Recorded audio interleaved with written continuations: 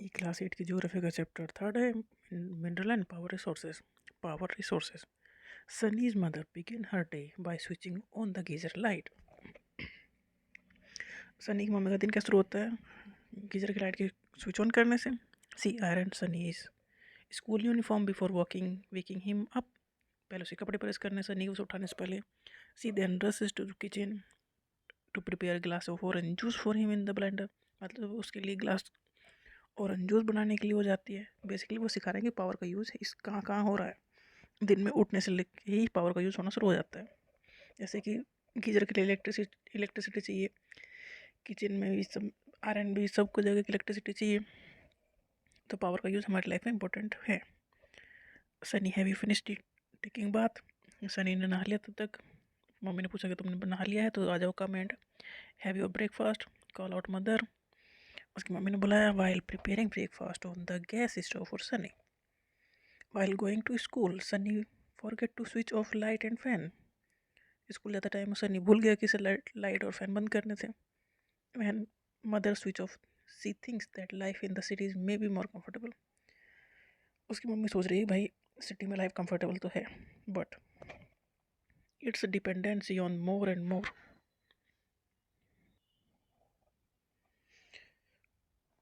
But its dependency on more and more gadgets, all of which consume energy and has led to a wide gap between the demand and the supply. Wide gap between the demand and supply. देखो हर हम यहाँ life style में comfortable, but हर चीज़ के लिए depend है, energy पे depend है या पावर पर डिपेंड है।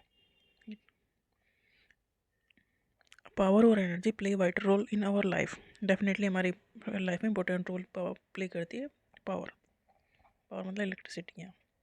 We also need power for industry, agriculture, transport, communication and defence. हर जगह चाहिए। Power resource may be broadly categorised as conventional and non conventional resource. Conventional resource या कन्वेंशनल सोर्स क्या है पावर के, जो मतलब पहले से यूज होते चले आ रहे हैं, वही है conventional source of energy. Are those which have been in common use for a long time. जैसे कि फायरवुड, लकड़ी, फॉसिल फ्यूल है, ये main, these are the two main conventional energy source. Firewood, लकड़ी, it is widely used for cooking and heating. In our country, more than 50% of the energy used by villagers come from firewood. मतलब गांव में तो लकड़ी उसी काम चलता है। Remains of plant and animals which were buried under the earth for millions of years got converted by the heat and pressure into fossil fuel. Fossil fuel मतलब कोयला, पेट्रोल, ये प्लांट और एनिमल से ही बने हैं। प्लांट और animal बहुत millions of years पहले दब गए तो उसी से बने हैं। Fossil fuels such as coal, petroleum or natural gas. The reserve of these minerals are limited. The rate at which growing world population is consuming them is far greater than the rate of their formation. जो भी हम conventional source हैं या जैसे कोयला या petrol है, इसे जिस रेट से हम कंज्यूम कर रहे हैं उस रेट से बढ़ने का कोई चांस ही नहीं है इसका। So these are likely to be exhausted soon. तो ये जल्दी ख़त्म भी हो जाएंगे। Coal, this is the most abundantly found fossil fuel. कोयला ज़्यादातर यूज़ होता है अब तक, अभी हम नए चीज़ ढूंढने लगे हैं source. It is use as domestic fuel, industry में भी यूज होता था, आयरन और स्टील। स्टीम इंजन में भी, to generate electricity. Electricity from coal is called thermal power. बिजली बनती थी ना कोयले से, थर्मल पावर से करते थे। Coal which we are using today was found millions of year ago. जो कोयला आज हम यूज़ कर रहे हैं ना, वो मिलियंस ऑफ ईयर्स एगो पहले बना था। When giant fern and swamp got buried under the layers of earth। मतलब कुछ ऐसा हुआ ना कि बीच बीच में सब दब गए, उससे बना है मिलियंस ऑफ ईयर्स एगो जो हम आज कोयला यूज़ कर रहे हैं। कोयला is there for refer to as buried sunshine. दब के बनाना ये। लीडिंग कोल प्रोड्यूसर है वर्ल्ड के कौन से? China, USA, Germany, Russia, France and South Africa. India में भी हैं कोल प्रोड्यूसिंग एरियाज। इंडिया के झारखंड में है रानीगंज, हटिया, धनबाद एंड बोकारो। तो फायरवुड के जो एडवांटेज हैं, ये इजी एक्सेस है, हर किसी को अवेलेबल है, पेड़ तो आसपास, जनरली गांव में तो है ही है। प्रोवाइड करते हैं energy to a large number of people, ये तो पहले से यूज में आता चला रहा है। Disadvantage collection is time consuming, मतलब लकड़ी काट के लाना टाइम तो लगेगा। पोल्यूशन तो होगा ही होगा। Promoting green house effect, green house effect मतलब गैसेज जो निकलेंगी वो ग्रीन हाउस इफेक्ट देंगी, मतलब अर्थ को गर्म करेंगी। डिफोरेस्टेशन मतलब पेड़ों को काटना, और लकड़ी के लिए तो पेड़ कट ही रहे हैं। कोल के एडवांटेज क्या है? एक्सट्रीमली एक्सटेंसिवली अवेलेबल, मतलब अवेलेबल अभी तो है। इफ़िशियंट कन्वर्जन टू इलेक्ट्रिसिटी, कोयला ही यूज़ करते आ रहे हैं हम तक इलेक्ट्रिसिटी।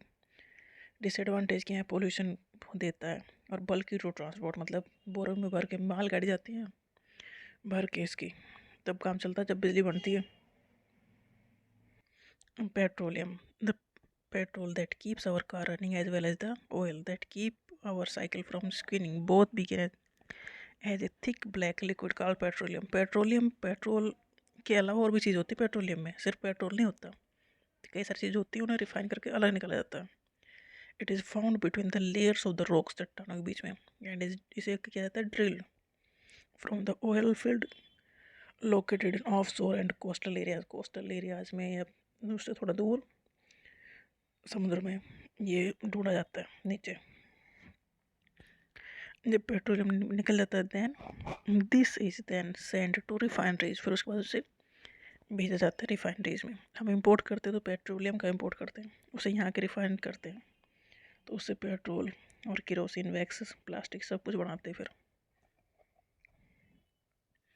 तो पेट्रोलियम ले लिया, then this send to refineries which process the crude oil and produce a variety of product, जैसे कि डीजल, पेट्रोल, केरोसिन का जो तेल है, वैक्स, प्लास्टिक, लुब्रिकेंट सब बनता है पेट्रोलियम से।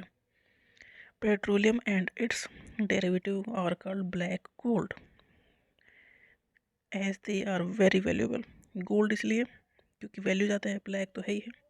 The chief petroleum producing countries हैं Iran, Iraq, Saudi Arabia, Qatar.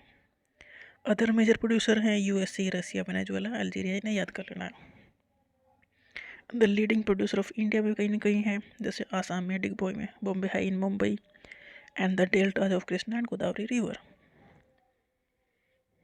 Natural gas is found with petroleum deposit, petrol के साथ नेचुरल गैस भी निकलती है। Natural gas is found with petroleum deposits and is released when crude oil is brought to the surface. It can be use as a domestic and industrial fuel, use तो होती है gas, खाना बनाने में जो यूज होती है ना। Natural gas is an important clean energy resource, जो लकड़ी है या कोयला है उसके कंपेरिजन में ये काफ़ी क्लीन एनर्जी रिसोर्स है। It is used as a fuel in power sector to generate electricity, for heating purpose in industries, as a raw material in chemical, petrochemical and fertiliser industries, as transport fuel and as cooking fuel. देखो natural gas के कितने काम है। Globally USA, Russia, Iran, Qatar, China, Canada and Australia are the major producer of the natural gas. Producer मतलब बनाते नहीं हैं, इन्होंने खोज खोज के निकाल लिया कहाँ कहाँ है। In India major natural gas reserve कहाँ पर मिले हैं? Mumbai High, Krishna Godavari basin, Cambay basin, Tripura and Assam में। The sharp increase in our consumption of fossil fuel has led to the depletion of oil reserve at an alarming rate. हम बहुत ज़्यादा use कर रहे हैं ना, तो उसका ये है कि ख़त्म होने के चांस है, नहीं तो नहीं खोजो, ना मिले तो ख़त्म हो ही जाएंगे एक दिन ये। The toxic pollutant release from burning these fuel और ऑल्सो काज ए कंसर्न। देखो अब इन्हें हम यूज़ तो कर रहे हैं, बट इनसे जो धुआं निकल रहा है उसमें से टॉक्सिक चीज़ें फिर भी निकल रही हैं। Natural gas is abundant and is the cleanest hydrocarbon, producing around half the carbon dioxide and just 1/10 of the air pollutant of the coal when burned to generate electricity.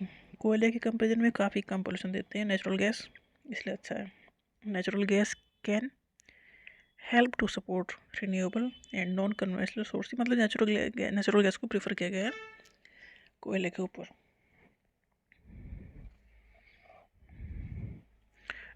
Using natural gas can help to bridge the journey of moving from fossil fuel to clean energy source. मतलब अपने clean energy source की तरफ बढ़ रहे हैं हम, natural gas use करके कोयला को छोड़ रहे हैं। नेक्स्ट हाइडल पावर मतलब वाटर। रेन वाटर और river water stored in the dam are made to fall from the height. Dam भर लो फिर हाइट से गिराओ। The falling water flow through the pipes inside the dam.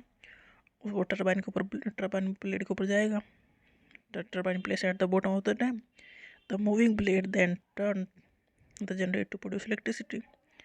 जैसे वे घूमेंगे blade, turbine के ब्लेड, उस तरह से फिर इलेक्ट्रिसिटी जनरेट होगी। टरबाइन के ब्लेड घूम रहे हैं वाटर की वजह से, क्योंकि वाटर प्रेशर के साथ उसके ऊपर गिर रहा है, इसे कहेंगे हाइड्रो इलेक्ट्रिसिटी। तो वाटर जो भी डिस्चार्ज हो रहा है वहाँ से, क्योंकि वाटर तो बस, तो जो वाटर वहाँ से बाहर आ रहा है वो वाटर यूज़ हो रहा है इरीगेशन में, हर काम में। तो पहला ऐसा नॉर्वे पहला कंट्री था जिसने डेवलप किया hydro electricity. 1/4 of the world electricity is produced by hydro power. The leading producer of hydro power in the world Paraguay, Norway, Brazil and China है। सब important hydel power station India में भी लगाए गए हैं। भाखड़ा नांगल पे, गांधी सागर पे, नागार्जुन सागर डैम पर, दामोदर वैली प्रोजेक्शन। तो ये कुछ जगह इंडिया में भी ये हाइडल पावर लगाए गए हैं।